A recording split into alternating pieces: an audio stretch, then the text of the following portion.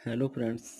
आज मैं आपके लिए लेके आया हूँ class 8th chapter number 2 linear equation one variable exercise 2.4 question number 6।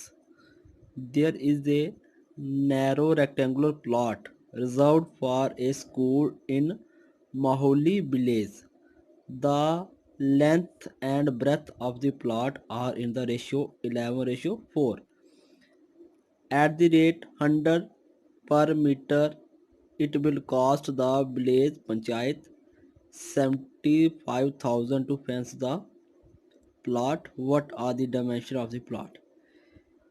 तो क्वेश्चन का मतलब है कि यानी एक रेक्टेंगुलर प्लॉट है कि उस जहाँ वह स्कूल बनाने के लिए एक माहौली विलेज है, वहाँ एक रेक्टेंगुलर प्लॉट है, वो रिजर्व है स्कूल के लिए। तो जो उसकी लेंथ और ब्रेथ है प्लॉट की वो है रेशियो में दिया है 11:4। और जो उसको फेंस प्लॉट को फेंस करने की जो कास्ट है पर मीटर की कास्ट है 100, तो उस पर पूरा उसको फेंस करने में लगा 75,000 रुपीज़। तो बताओ कि उनकी डायमेंशन क्या होगी प्लॉट की, डायमेंशन मीन्स लेंथ और ब्रेथ कितनी होगी। तो answer, let the length and breadth of the rectangular plot be 11x and 4x respectively. हम लेंथ और ब्रेथ को क्या माने 11x और 4x क्योंकि रेशियो में दी थी वो।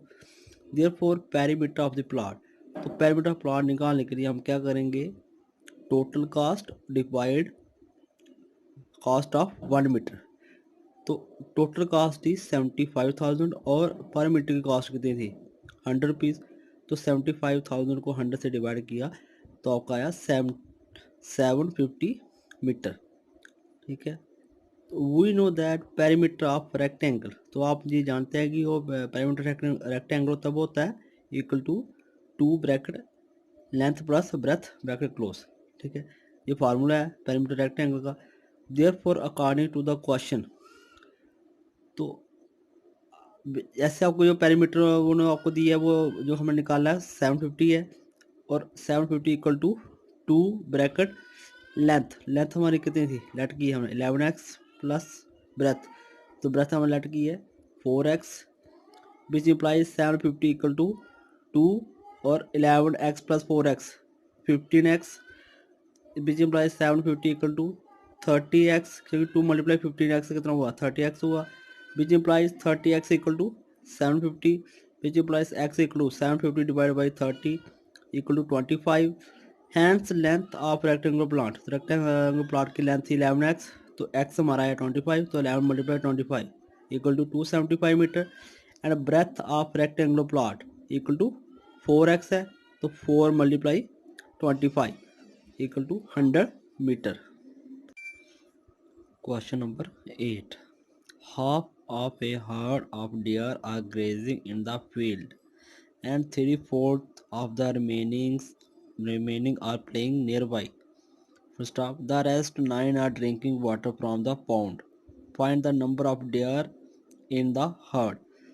यानी कि half of heard of dear, यानी जो डियर जो हिरन का झुंड है, जो आधा झुंड है वो फील्ड में यानी खेतों में उधर ग्रेज कर रहा है, चल रहा है, और जो 3/4 उनमें से है यानी टोटल में से 3/4 है जो वो इधर उधर क्या कर रहा है नियर बाई प्ले खेल रहे हैं, खेल कूद रहे हैं।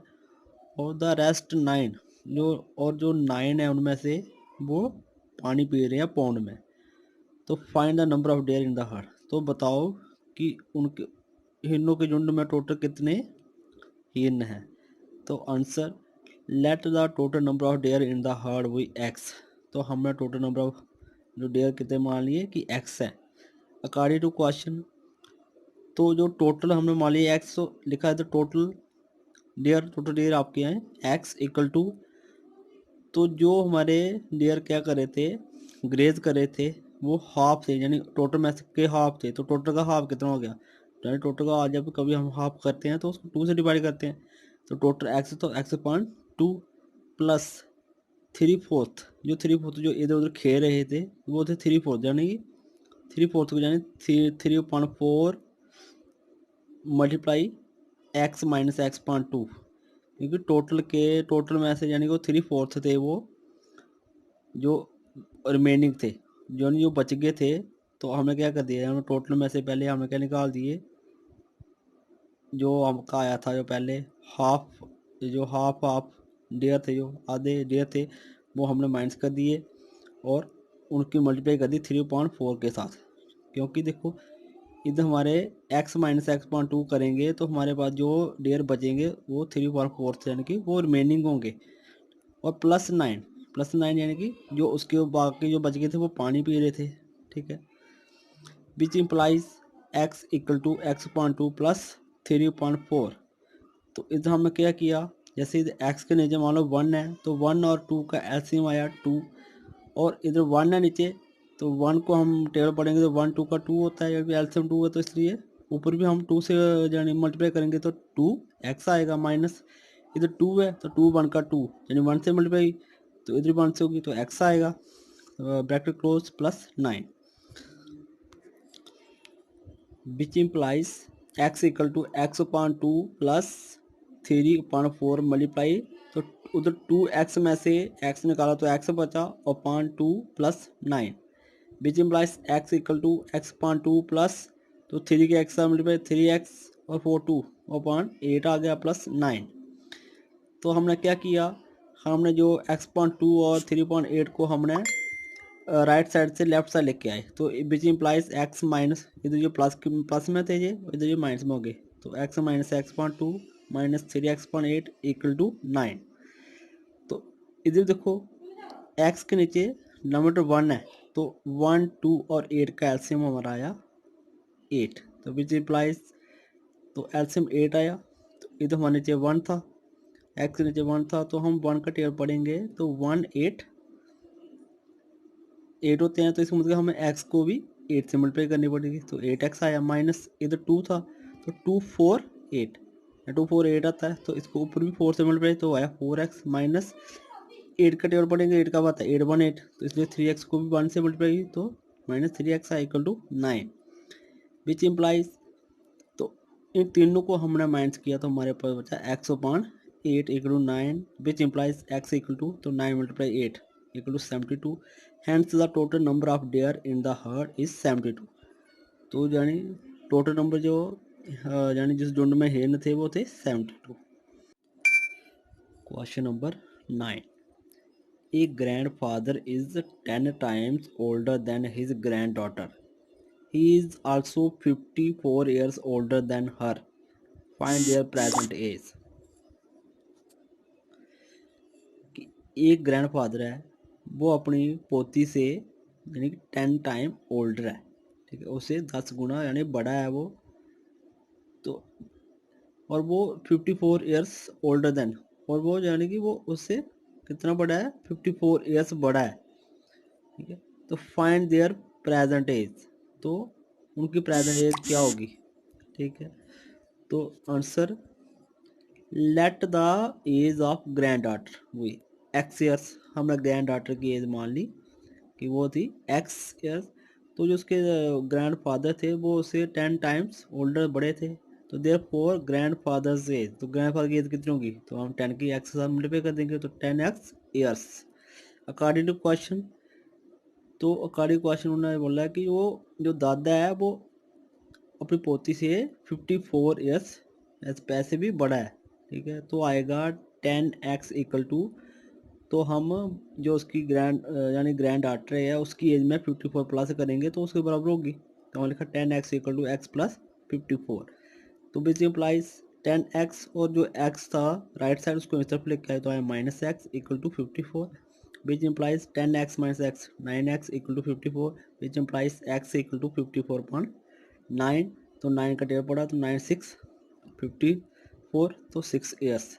हैंड्स ग्रैंड डॉटर्स एज, तो ग्रैंड डॉटर की एज कितनी एक्स थी तो वो आया 6 years, and grand fathers age, तो ग्रैंड फादर की एज थी 10x, तो हमने 10 मल्टीप्लाई 6 कर दिया क्योंकि x 6 था तो 10 6 का 60 years. Question number 10, Aman's age is 3 time his son's age, 10 years ago he was 5 times his son's age. Find their ages. Find their present ages. तो क्वेश्चन का मतलब है कि जो अमन की एज है वो 3 टाइम है उसके सन से, यानी उसके बेटे से 3 टाइम्स ज़्यादा है। जैसे मान लो कि अगर उसका बेटा 10 साल का है तो 3 टाइम अमन की एज कितनी होगी, तो अमन की हमने 10 के साथ यानी 3 की 10 के साथ मल्टीप्लाई करेंगे तो आएगा 30। ठीक है, तो 10 ईयर से आगो 10 साल पहले जो अमन की एज थी वो उसके बेटे से कितनी थी, 5 टाइम्स थी। यानी 10 साल पहले वो उससे 5 साल यानी 5 टाइम्स 5 गुना बड़ा था। तो उनकी प्रेजेंट एज क्या होगी, तो answer let the present age Aman's son. तो अमन के जो बेटे की हमें मान ली कि वो प्रेजेंट एज कितनी है, एक्स है। तो अमन से 3 टाइम बड़ा है, तो देयरफॉर अमन से तो हम लोग क्या करेंगे, उसकी एज के साथ 3 की मल्टीप्लाई की तो आया 3x ईयर्स। तो अकॉर्डिंग टू क्वेश्चन तो 3x minus 10 equal to 5 bracket x minus 10। तो ये कैसे आया, जैसे उन्होंने बोला कि 10 ईयर अगो, तो 10 साल पहले अमन की एज कितनी होगी। जैसे मान लो कि आज उसकी एज हमने मानी है, मान ली कि 15 है, तो 10 साल पहले कितनी थी, तो हम क्या करेंगे 15 में से 10 माइनस करेंगे तो आपका आएगा 5। उसी से हमने क्या किया कि अमन की प्रेजेंट एज थी x, तो 10 साल पहले कितनी होगी, तो x में हमने क्या कर दिया 10 को माइनस कर दिया। और अमन की एज कितनी थी, तो अमन की एज थी आज 3x, तो 10 साल पहले कितनी होगी, तो 3x में हमने क्या 10 माइनस करना है, तो ये आया। तो 10 साल पहले वो 5 टाइम्स बड़ा था अपने बेटे से। तो देखो अमन की एज आई 3x minus 10 equal to 5 times x minus 10। ठीक है, 3x minus 10 equal to 5x के साथ मल्टीप्लाई तो 5x, 5 की 10 के साथ मल्टीप्लाई तो आया -50, विच इम्प्लाइज 3x, तो 5x को कितने लेके आए, ये प्लस का माइनस का हो गया और माइनस 10 उस पर चला गया, तो इक्वल टू -50 और -10 प्लस का 10 बन गया। विच इम्प्लाइज, तो आपका माइनस करके आया -2x इक्वल टू -40, तो which implies x equal to -40 upon -2, तो माइनस से माइनस कैंसिल, तो 40 को 2 से डिवाइड किया तो आया 20 ईयर्स। हैंस अमन सन एज, तो अमन सन एज हमने एक्स माने तो एक्स हमारा है 20, एंड अमन एज, तो अमन उससे 3 टाइम बड़ा था, तो हम क्या करें 3 मल्टीप्लाई 20, तो इन्होंने 2 लिखा है तो इधर आपने 20 लिखना है। ठीक है, तो 23 का होगा 60 ईयर्स। ठीक, अगर फ्रेंड्स आपको मेरी वीडियो अच्छी लगी है तो इसे लाइक शेयर कमेंट भी करें और मेरे चैनल को सब्सक्राइब करें और बेल आइकन को भी प्रेस करें ताकि आपको और वीडियो की नोटिफिकेशन मिल सके। Thank you.